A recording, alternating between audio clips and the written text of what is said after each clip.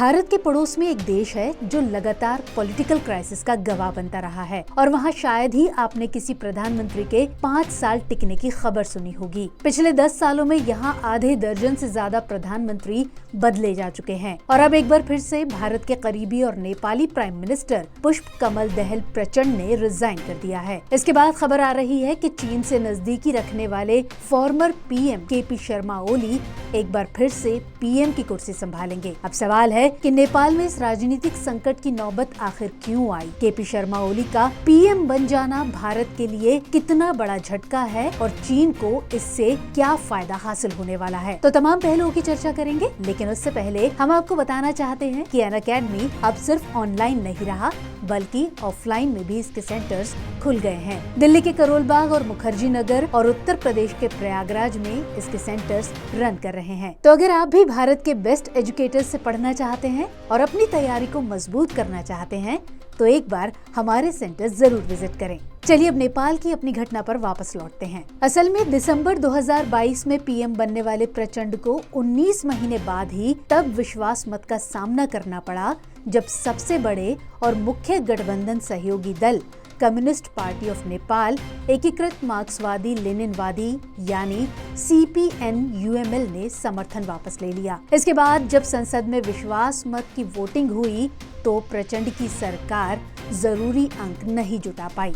नेपाल की 275 सदस्यीय प्रतिनिधि सभा में विश्वास मत हासिल करने के लिए कम से कम 138 वोट की जरूरत होती है, लेकिन दहल महज 63 वोट ही जुटा पाए। दूसरी तरफ विपक्षी खेमे को 194 वोट मिले, वहीं एक सदस्य ने मतदान में भाग नहीं लिया। इसके बाद केपी शर्मा ओली ने देश के अगले प्रधानमंत्री के रूप में पद के लिए अपना दावा पेश किया है। दूसरी ओर नेपाली कांग्रेस के अध्यक्ष शेर बहादुर देउबा अगले प्रधानमंत्री के रूप में पहले ही ओली का समर्थन कर चुके हैं। गठबंधन ने भी कम्युनिस्ट पार्टी के नेता खड़ग प्रसाद शर्मा ओली के नए प्रधानमंत्री के रूप में सहमति जताई है। हालांकि फिलहाल नई सरकार के कार्यभार संभालने की कोई तारीख अभी तक घोषित नहीं की गई है। अब सवाल ये उठता है कि आखिर ऐसी क्या वजह रही कि सरकार के मुख्य सहयोगी रहे CPN-UML ने अचानक सरकार से अपना समर्थन वापस ले लिया। तो असल में 69 वर्षीय दहल प्रधानमंत्री बनने के बाद से ही लगातार अल्पमत सरकार का नेतृत्व कर रहे थे और ये पहली बार भी नहीं था जब उन्हें संसद में बहुमत की लड़ाई लड़नी पड़ी हो, बल्कि 2022 में पद संभालने के बाद से करीब 1.5 साल के भीतर ही वो गठबंधन सहयोगियों के बीच मतभेदों के कारण 4 बार इस प्रकार के प्रयासों का सामना कर चुके थे, पर हर बार वो विश्वास मत हासिल करने में कामयाब रहे।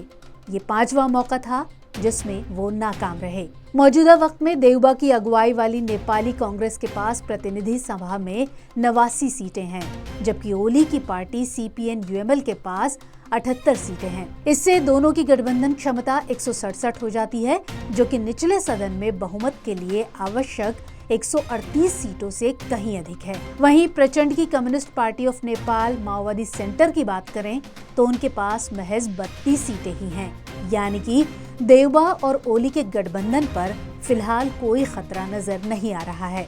अब सवाल ये है कि केपी शर्मा ओली के पीएम बनने से भारत पर क्या असर पड़ेगा। तो इसमें कोई दो राय नहीं कि नेपाल में अस्थिरता भारत को प्रभावित करती है, लेकिन केपी शर्मा ओली का पीएम बन जाना भारत के लिए किसी झटके से कम नहीं है। दरअसल केपी शर्मा ओली ने भारत को कई मौकों पर झटका दिया है। आपने सुना भी होगा कि नेपाल ने एक नया नक्शा जारी किया था जिसमें काला पानी समेत 3 स्थानों को नेपाल का हिस्सा बताया गया। नेपाल की इस हरकत ने विवाद खड़ा कर दिया था। ओली ने कई बार चीन से नजदीकी दिखाकर भारत को असहज किया। ओली ने कई बार संदेश दिया है कि वो भारत के साथ काम करने वाला व्यक्ति नहीं है। वहीं दूसरी तरफ प्रचंड भारत के समर्थक माने जाते हैं। इसलिए ऐसा माना जा रहा है कि इस पूरे घटनाक्रम से अगर किसी को नुकसान होने वाला है तो वो भारत है।